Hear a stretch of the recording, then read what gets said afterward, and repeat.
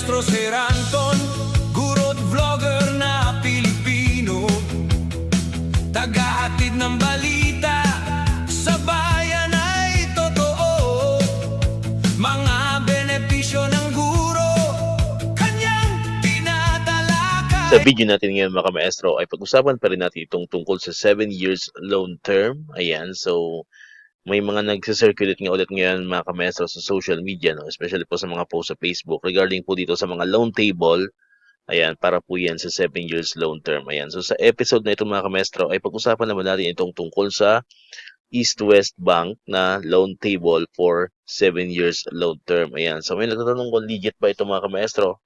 So ito po yung nakita po natin sa mga post sa Facebook din na coming from the agent daw po ng East West Bank. Ayan, so disclaimer po, ito po hindi po mismo galing sa official account or social media account po ng East West Bank. So ito galing po sa mga agent po ng East West Bank. Pero ipapakita na rin po natin kasi pwede niyo po itong gawing reference. Kung magbago man po yung amount, siguro konting diferensya lamang po yan mga maestro. Pero ayan, sabi ko nga magagamit nyo ito as reference kung ito man ay legit na from the East West Bank. Kahapon ay nagawan din naman natin yung sa BDO naman mga maestro, no? Sa BDO naman po yung ginawa natin na loan table for 7 years loan term. Ayan, so ngayon ipapakita ko naman po yung sa East West Bank. Ayan po. So hindi ko na isa-isahin itong mga 1 year, 2 years, 3 years na yan. So, dito na tayo sa 7 years kasi ito naman talaga ang pinag-uusapan natin ngayon. Po? Kaya nga, nagpalabas ng guidelines ang Department of Education para po sa 7 years long term. So, alam ko sa first 1 year, sa 2 years, 3 years, medyo familiar na tayo dyan, medyo may idea na tayo dyan. So, pag-usapan lang natin dito yung pinaka-last column, yung 7 years long term. And kung magkano ba yung proceeds po natin na makukuha, mga maestro. Ayan. So, unahin natin yung 10,000 pesos. Ayan. So, ang proceed po ninyo, net proceeds po ninyo is 9,400. Then, ang monthly amortization is 164.26 pesos. Kapag 20,000 naman po ang niloan po ninyo, 18,800 ang net proceed. Ang monthly amortization is 328.52 pesos. Kapag 30,000 pesos naman, ayan, 28,200 ang net proceeds, 492.78 ang monthly po natin. For 40,000 pesos naman, ayan, 37,600 po ang net proceeds, 657.04 pesos naman po ang monthly. Ayan, kapag 50,000 naman po ang niloan po natin, 47,000 po ang net proceeds, then 821.30 naman po ang ating monthly. Next, kapag 100,000 pesos, 94,000 po ang net proceeds. Then, ang monthly po is 1,642.60. Kapag 150,000 pesos naman po ang niloan natin, ang net proceeds po is 141,000. Then, ang monthly po natin is 2,463.91. Ito pong ibang mga years or long term na years. Ayan, pwede nyo naman po siyang i-screenshot na lang for your reference. So, next. Kapag 200,000 pesos, ayan, ang net proceeds po is 188,000 pesos. Then, ang monthly po is 3,285.21. Kapag 250,000 naman po ang niloan, 235,000 po ang net proceed. Then, 4,106.51 ang monthly. Kapag 300,000 naman, so 282,000 po ang net proceeds. Then, 4,927.81 po ang monthly natin. Kapag 350K naman ang niloan, 329K ang net proceeds. Then, 5,749.11 po ang monthly amortization. Kapag 400K naman, 376K ang net proceeds. Then, 6,570.41 naman po ang monthly amortization. Kapag 450K, so 423K po ang net proceeds. Then, ang monthly po natin is 7,391.72. Kapag kalahating milyon po ang ating niloan, 470K po ang net proceeds. Then, ang monthly po niyan is 8,213.02. Kapag 550K ang niloan, 517 po ang net proceeds. Then, 34.32 pesos naman ang monthly amortization.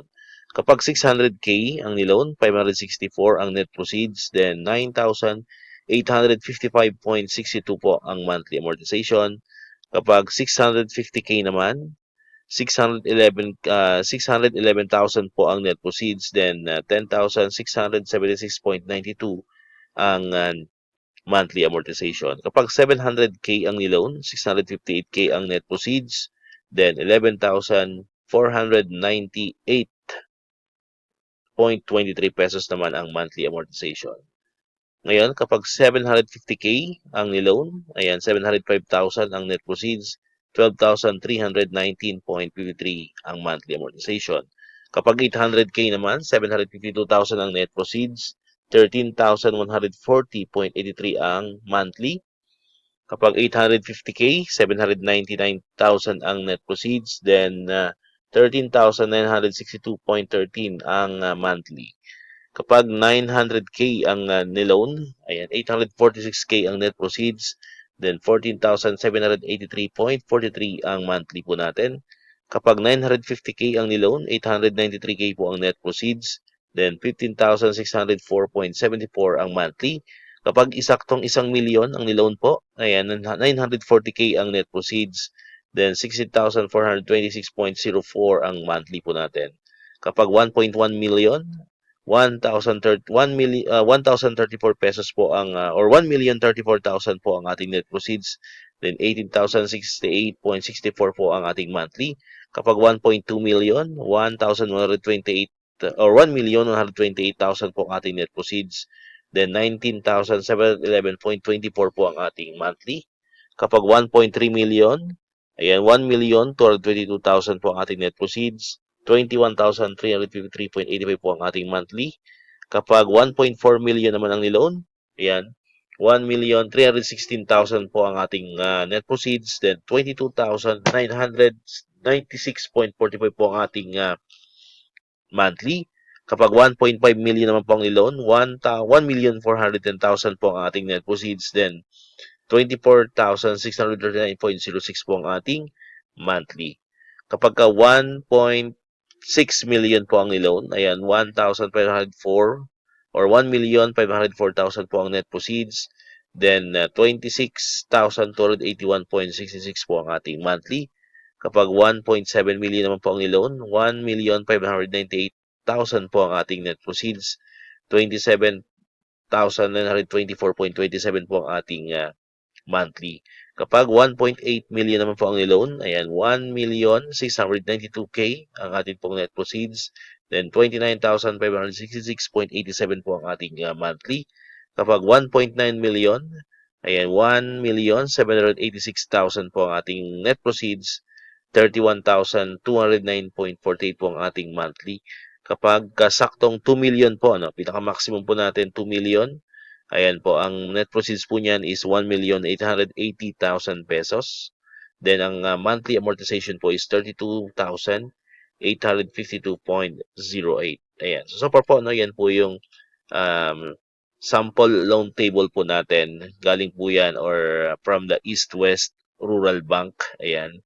So, muli po, disclaimer, ito po hindi official na galing po sa East West Bank. Ayan. Para sa accurate na computation at mas eksaktong computation po natin, ayan, pwede po kayo magbisita sa inyong mga nearest na mga East-West Bank.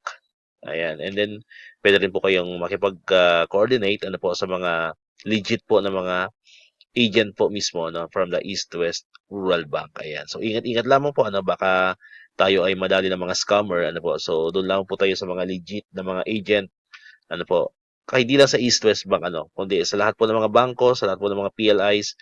Ayan, so background check muna po tayo sa mga agent po na lumalapit sa atin kasi sa bali-balita ko po ay marami pong mga agent from the different banks, different PLI ang lumalapit ngayon sa mga teachers, po. Mula nung nabalitaan po nila na mayroon na nga pong DepEd order na ibinaba para po dito sa atin pong 7 years loan term. Kaya iwas-iwas po tayo or ingat-ingat po tayo doon sa mga mapagsamantala. Ayan, sa mga scammer. Ayan, at baka po tayo mabiktima. So, doon lang po tayo lalapit sa mga legit na mga agent. And para mas sure, mas maganda rin kung malapit lang din naman kayo sa mga nearest banks or yan sa location po ng inyong mga bangko, yung mga lending, pwede niyo pong puntahan. Ayan, para mas sigurado po kayo mga kamaestro. And of course, ang bili ng Department of Education sa pag-loan po natin dito sa 7 years loan term na ito, ingat po tayo dun sa mga loan shark. Ayan, doon lamang po tayo mag-loan sa mga legit na mga PLIs, legit na mga bangko, accredited by the Department of Education, and at the same time, accredited po yan ng Bangko Sentral ng Pilipinas or ng PSP. Alright, so dito natapos itong ating video ngayon mga kamestro. Kung di ka pa nakakapag-subscribe, click mo na ang subscribe button dyan para ikaw yung unang nakakapanood ng mga videos na na-upload natin. Katulad ito yung mga updates pa rin about sa 7 years long term and other benefits sa mga teachers and government employees. And syempre, click mo na rin ang notification bell button para ma-notify ka, always updated ka pag may mga bago tayong uploaded na videos. Sa muli, maraming salamat sa inyong panonood at pakikinig. Once again, El Maestro, see you on my next vlog. Bye-bye!